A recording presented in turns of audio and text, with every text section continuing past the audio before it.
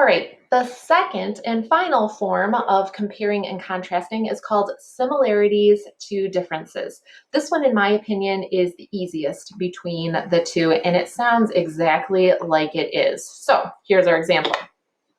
Before we looked at the three lakes in hole to hole and or block. Lake DeGray, camping cabins, boating, fishing. Lake Ouashita, camping cabins, boating, fishing. You get the idea.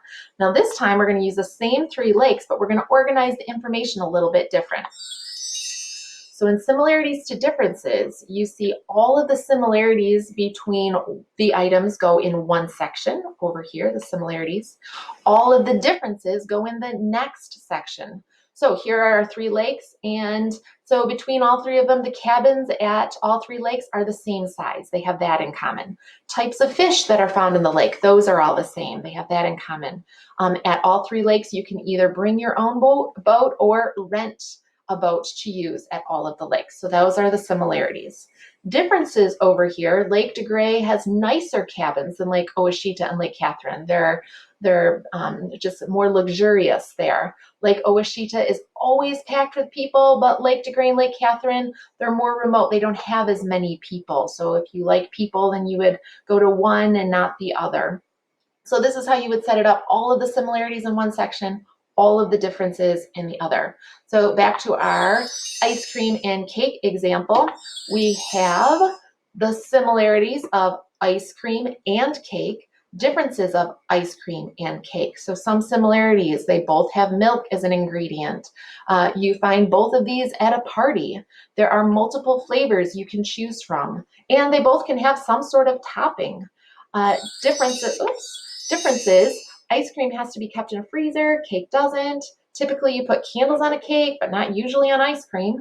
There are more ice cream flavors than cake flavors, and cake has frosting and ice cream does not usually. So that's another way to organize it. Now, what if we were going to write a similarities to difference essay? Looks very similar. We start the same way. We tell the reader what two things are being compared. There's our apple and orange again. Here's where it gets different in the middle. Paragraph 2, you're going to talk about all of the similarities of the two types of fruit. Paragraph 3 is going to be only about the differences of the two types of fruit. And then, of course, like always, you're going to wrap it up with a conclusion. So what I'd like you to do now is, what if you were going to write an essay or do an infographic about pizza versus chocolate chip cookies? How would you organize similarities to differences? Give me some similarities and some differences between the two right now.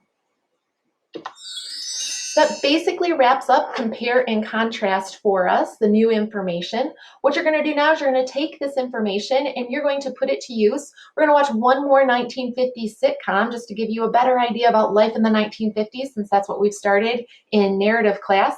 And once you watched it, then you're going to see an assignment where you're going to fill out two different charts, one for hole to hole block and one for similarities to differences. The directions will be on the next link in the folder. Check that out. And as always, if you have any questions, you can always email me. Have a great day, guys.